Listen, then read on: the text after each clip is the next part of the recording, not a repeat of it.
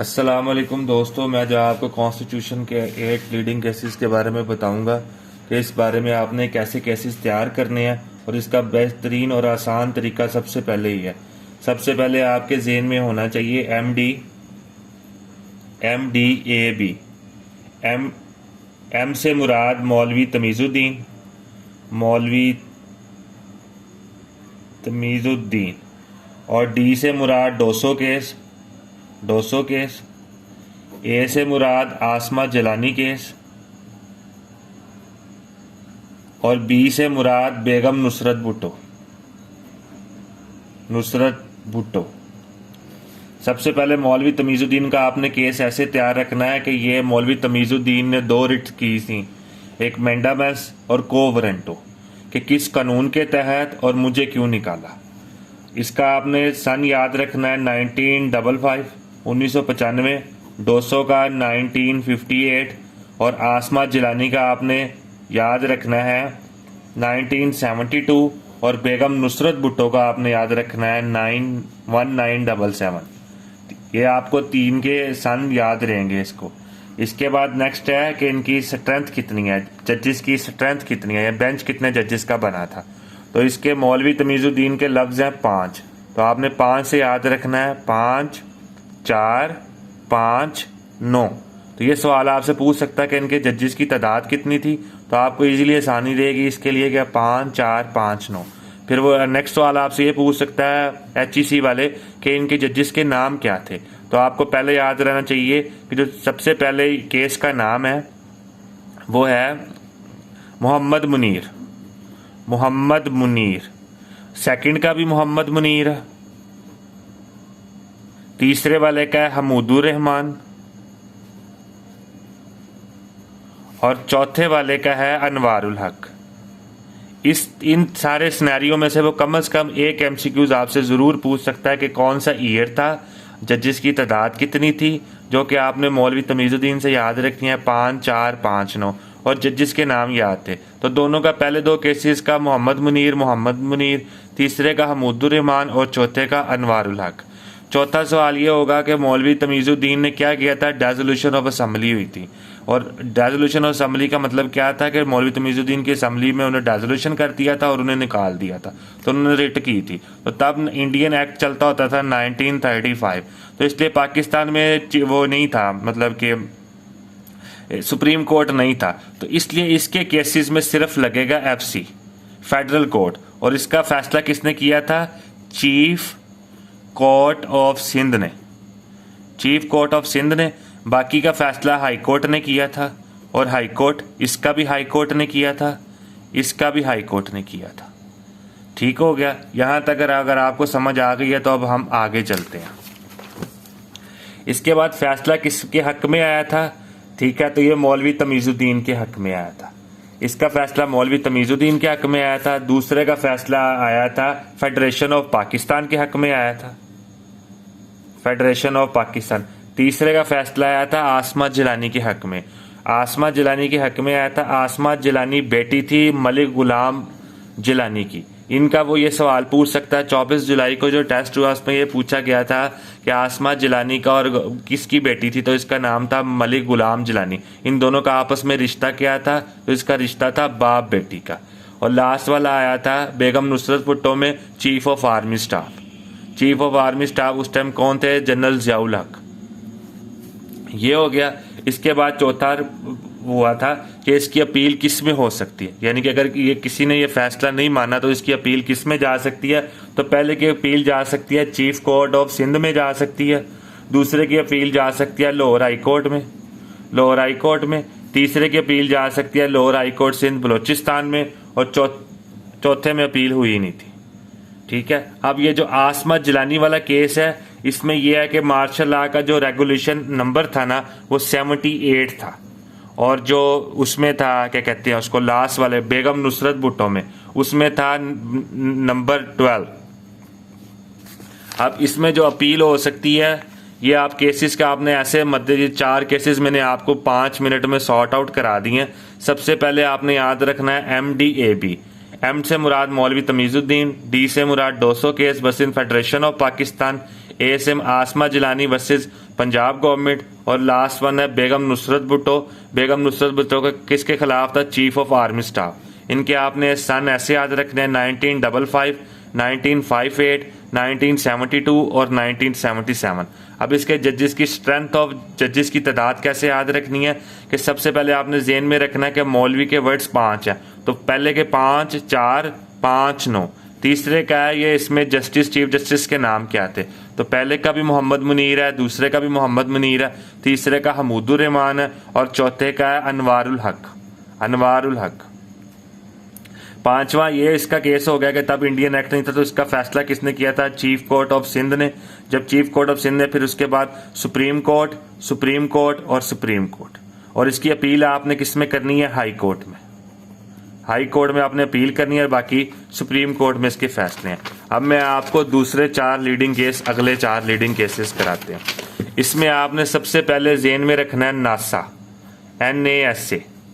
NASA एक वो क्या कहते हैं खलाई कंपनी भी है, इसका आपने कोड बड़ा से याद रखना नासा। नासा से हो गया नवाज शरीफ, नवाज शरीफ। ए से हो गया अल जिहाद ट्रस्ट। एस से हो गया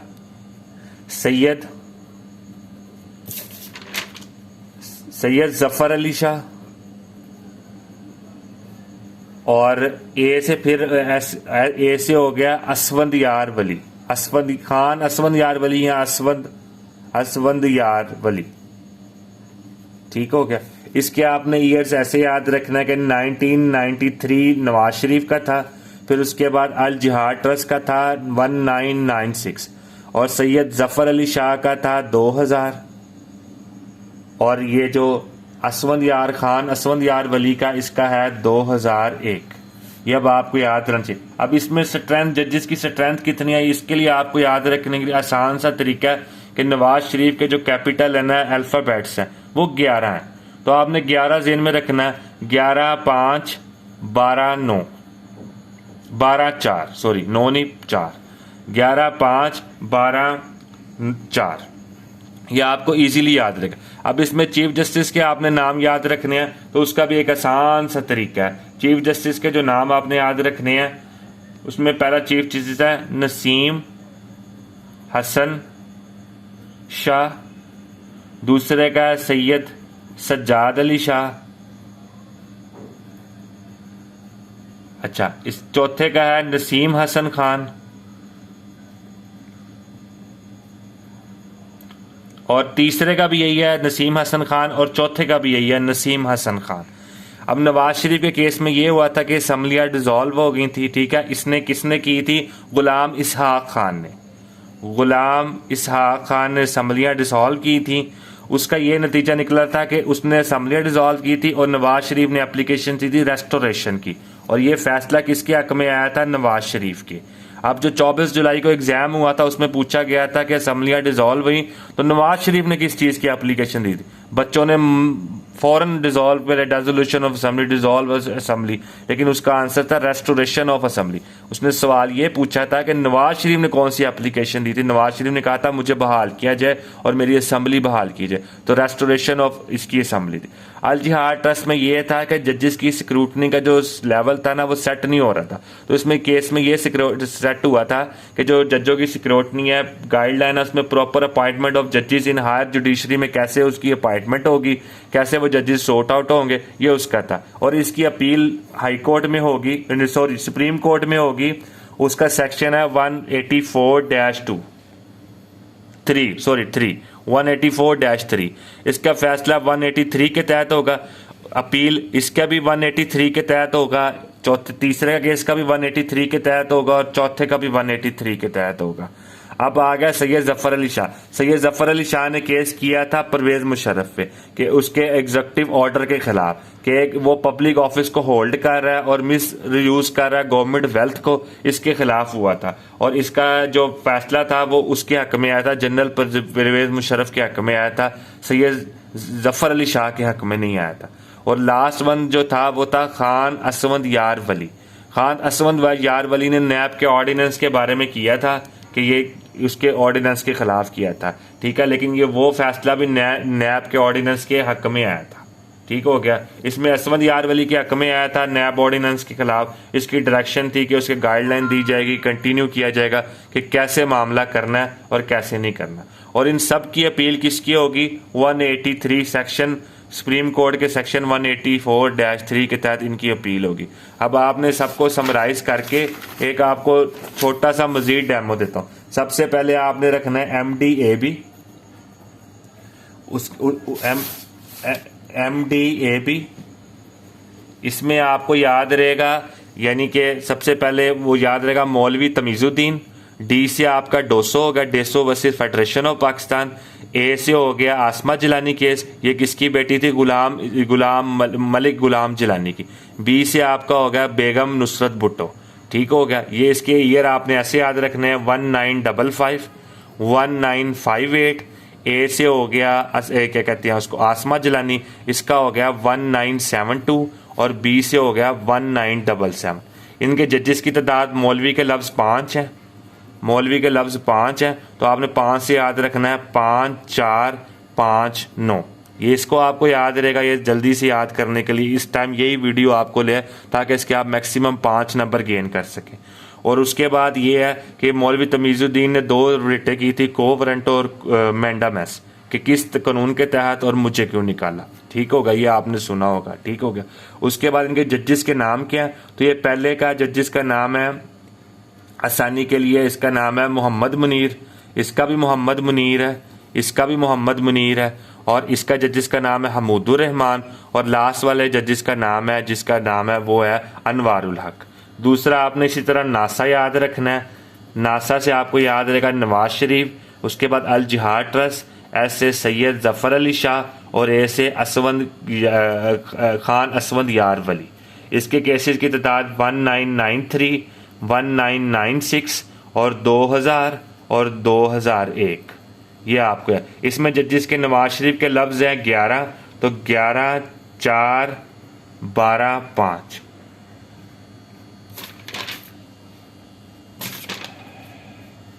11 5 12 4, सॉरी 11 5 और 12 4।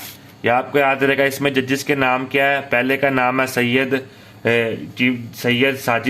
सज्जाद अली शाह। ठीक हो गया। और नसीम हसन शाह। दूसरे का नाम है सैयद सज्जाद अली शाह। तीसरे का नाम है इरशाद हसन खान, और चौथे का भी इरशाद हसन खान।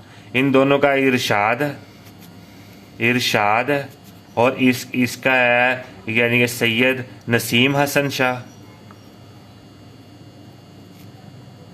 और इसका है सैयद सज्जाद अली शाह। जो इसमें नसीम आएगा, नसीम सैयद नसीम हसन शाह, तो ये अरशाद हसन खान और अरशाद हसन खान। ये आपको याद रहेगा। इसमें फैसला किसके हुआ? नवाज शरीफ के हक में हुआ था। ये जो दूसरा केस है अल जिहाद ट्रस्ट, इसमें जजों की स्क्रूटनी के बारे में फैसला हुआ था। इसका फैसला सुप्रीम कोर्ट में किया था। और जो लास्ट वन, एक सवाल पूछ सकता है कि जो नवाज शरीफ की असम्बली डिसॉल्व हुई थी, तो इसमें जो है ना क्या कहते हैं उसको, उसने जो सदर था उसने किसके तहत, कौन से सेक्शन के तहत की थी असम्बली डिसॉल्व? 58(2)B के तहत असम्बली डिसॉल्व की थी। ये भी पूछ सकता है कि उसने कौन सा अख्तियार यूज़ किया था, तो 58(2)B। मेरा ख्याल है इतनी वीडियो आपके लिए इनफ है, ताकि आप ज़्यादा से ज़्यादा इतने टाइम कम अरसे में आप ये वीडियो देख लें, तो आपके इसमें से 3 या 4 नंबर मस्ट आ जाएंगे। आपको याद रहेगा कि कौन सा सेक्शन है, कौन सा ईयर है, जजिस की तादाद कितनी है, जजिस के नाम कितने हैं, और केसेस कब शुरू हुए, किसके हक में फ़ैसला है और किसके हक में नहीं फ़ैसला है। अल्लाह पाक आपका हामी नासिर हो। Best of luck for your tomorrow exam. अल्लाह हाफिज़। अस्सलाम वालेकुम।